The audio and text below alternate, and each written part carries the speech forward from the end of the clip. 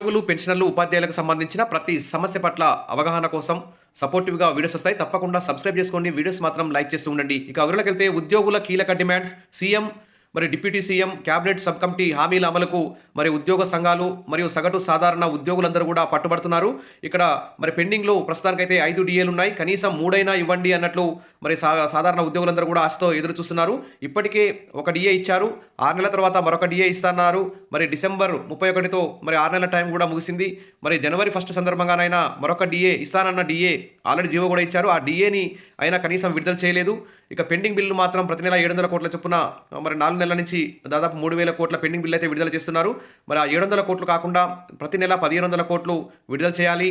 వెంటనే సంక్రాంతి కానుకగా కనీసం 3 డీఏలని విడుదల చేయాలి. త్వరలో ప్రవేశపెట్టబోయే బడ్జెట్ సందర్భంగా పీఆర్సీ కూడా అమలు చేయాలని చెప్పేసి సగటు సాధారణ ఉద్యోగులందరూ కూడా ఎదురు చూస్తున్నారు. తర్వాత ప్రభుత్వం కూడా ఇప్పటికే చాలా ఆలస్యం చేసింది. పీఆర్సీ రిపోర్ట్ కూడా రెడీగా ఉంది. వెంటనే తెప్పించుకొని సంక్రాంతి కానుకగా 3 డీఏలు విడుదల చేసి ఫిబ్రవరిలో ప్రవేశపెట్టబోయే బడ్జెట్లో ఖచ్చితంగా ఉద్యోగులకు పీఆర్సీ ఇతర పెండింగ్ బిల్స్ అన్నింటిని కూడా క్లియర్ చేయాలని చెప్పేసి ఉద్యోగులందరూ కూడా ఆశతో ఎదురు చూస్తున్నారు. ఇక చూస్తే పెండింగ్ డీఏలు ఇప్పిస్తారా తప్పుకుంటారా ఉద్యోగ సంఘాల నేతలపై ఎంప్లాయీస్ ఒత్తిడి, అటు సర్కార్ ఇటు ఉద్యోగుల మధ్య నలుగుతున్న ఉద్యోగ సంఘాల జేఏసీ లీడర్లు అలాగని ప్రభుత్వంపై ప్రెషర్ పెంచలేని పరిస్థితి, నిత్యం ప్రభుత్వ పెద్దలతో నేతల మంతనాలు, డీఏలపై ప్రస్తావిస్తే ఆర్థిక పరిస్థితి తెలుసు కదా అని చురకలు అంటూ ఇక్కడ న్యూస్ అయితే చూస్తున్నాం. వివిధ ప్రభుత్వ పథకాలను ఎంతో ఘనంగా గొప్పగా అమలు చేస్తున్న ప్రభుత్వం ఉద్యోగులను సైతం సంతృప్తిపరిచేటువంటి బాధ్యత ప్రభుత్వం మీద ఉంది. కాబట్టి ఉచిత పథకాలతో పాటు ఉద్యోగుల యొక్క కోరికల్ని, ఆకాంక్షలు కూడా నెరవేర్చే విధంగా ప్రభుత్వం అడుగులు వేయాలి. ఏది ఏమైనా సంక్రాంతి కానుకగా 3 డీఏలు ఇవ్వాలి. తర్వాత ఫిబ్రవరిలో ప్రవేశపెట్టబోయే బడ్జెట్లో పీఆర్సీ రిపోర్ట్ను తెప్పించుకొని భారీ ఫిట్మెంట్తో ఉద్యోగులకు పీఆర్సీ కూడా ఉగాది కానుకగా ఇస్తారని చెప్పేసి అందరూ కూడా ఆశిద్దాం. ఇక పెండింగ్ డీఏల విషయంలో అటు ఎంప్లాయీస్ ఇటు సర్కారు మధ్య ఉద్యోగ సంఘాల, ఉపాధ్యాయ సంఘాల లీడర్లు నలిగిపోతున్నట్టు తెలుస్తోంది. డీఏలు ఎప్పుడు ఇప్పిస్తారంటూ ఉద్యోగుల నుంచి రోజు రోజుకు ఒత్తిళ్లు పెరిగిపోతున్నాయి. ఇంకెంతకాలం ఇలా ఎదురు చూడాలని ఫోన్లు చేసి మరీ ప్రశ్నిస్తున్నారు. హక్కుల సాధన కోసం ప్రభుత్వాన్ని నిలదీయాలని ఒత్తిడి చేస్తుండటంతో లీడర్లు ఉక్కిరిబిక్కిరవుతున్నారు. అలాగని ప్రభుత్వంపై పోరాటం చేయలేని పరిస్థితుల్లో నాయకులున్నారు. ఎందుకంటే ఆర్థిక పరిస్థితి లేదని తెలిసి కూడా డీఏలు ఇవ్వాలంటూ ఎలా డిమాండ్ చేయగలమని మదన పడుతున్నారు. జంకుతున్న లీడర్లు తెలంగాణ ప్రభుత్వం ఉద్యోగులకు 5 డీఏలు ఇవ్వాలి, కానీ ఆర్థిక పరిస్థితి సరిగా లేకపోవడంతో గతేడాది జూన్లో 2 డీఏలు చెల్లించేందుకు ఉత్తర్వులు ఇచ్చింది. ఇందులో 1 డీఏను జూలై జీతంతో కలిపి చెల్లించారు. 2 డీఏను 6 నెలల తర్వాత చెల్లిస్తామని ప్రభుత్వం ప్రకటించింది. ఇక డిసెంబర్ 13, 2025తో సర్కార్ ఇచ్చిన 6 నెలల గడువు కూడా ముగిసిపోయింది. దీంతో లీడర్లపై ఉద్యోగులు ఒత్తిడి చేయడం మొదలుపెట్టారు. 2 డీఏను ఇప్పించాలని, లేదంటే ఆందోళనలు చేపట్టాలంటూ డిమాండ్ చేస్తున్నారు.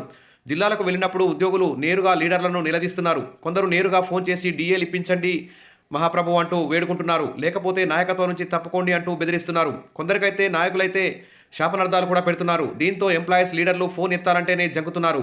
అన్నీ తెలిసి ఎలా అడుగుతారు అంటూ ఇక్కడ బీఆర్ఎస్ హయాంలో ఉద్యోగ సంఘాల నేతలు సీఎం మంత్రులను కలవడం చాలా అరుదు. కానీ కాంగ్రెస్ సర్కార్లో మాత్రం అపాయింట్మెంట్ అడిగిన వెంటనే సీఎం మంత్రులు, సీఎస్, ఫైనాన్స్ సెక్రటరీని కలవగలుగుతున్నారు.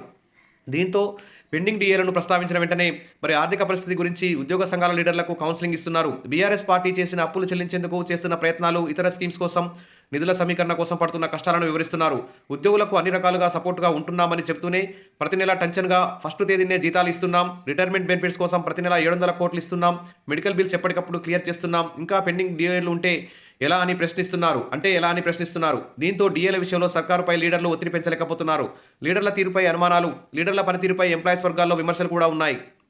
ఆల్రెడీ క్యాబినెట్ సబ్ కమిటీ పలుమార్లు ఉద్యోగ సంఘాలతో చర్చలు జరిపింది. ఆ చర్చల్లో హామీల మేరకు ఒక డీఏ అయితే ఇప్పుడు ఖచ్చితంగా వెంటనే ఇవ్వాలి. సంక్రాంతి కానుకగా మరో 2 డీఏలు ఇవ్వాలి.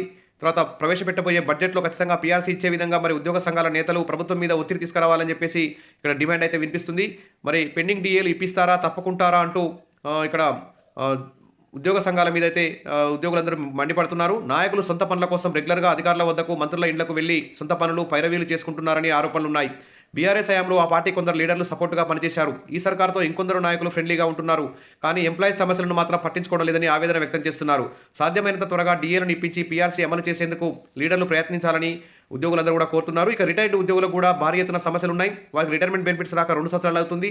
వారికి కూడా రిటైర్మెంట్ బెనిఫిట్స్ వచ్చే విధంగా కూడా ప్రభుత్వం చర్యలు తీసుకోవాలని చెప్పేసి అందరూ కూడా డిమాండ్ చేస్తున్నారు. ఇక ఉద్యోగులు, పెన్షనర్లు, ఉపాధ్యాయులకు సంబంధించిన తర్వాత పీఆర్సీ, పెండింగ్ డీఏలు, పెండింగ్ బిల్స్, ఈహెచ్ఎస్ వీటన్నిటి మీద ప్రభుత్వం మరొకసారి క్యాబినెట్ సబ్ కమిటీ మీటింగ్ పెట్టి ఒక కీలక హామీలు, కీలక ప్రకటన చేయాలని చెప్పేసి మరి మొత్తానికైతే ఉగాది లోపు ఇప్పుడు సంక్రాంతి కానుకగా మరి ఉగాది కానుకగా ఉద్యోగులకి వారి యొక్క గొంతెమ్మ కోరికలేమి కావు, వారి న్యాయమైన డిమాండ్లు. ఒక్కొక్క ఉద్యోగి ప్రస్తుతం లక్షల్లో నష్టపోతున్నారు కాబట్టి వెంటనే వారికి రావాల్సినటువంటి ఆర్థిక పరమైనటువంటి ప్రయోజనాలన్నింటినీ వెంటనే వచ్చే విధంగా ప్రభుత్వం చర్యలు తీసుకోవాలి. త్వరలో జరగబోయే క్యాబినెట్ మీటింగ్లో కూడా ఉద్యోగులపై కీలక ప్రకటన వస్తుందని చెప్పి అందరం కూడా ఆశిద్దాం.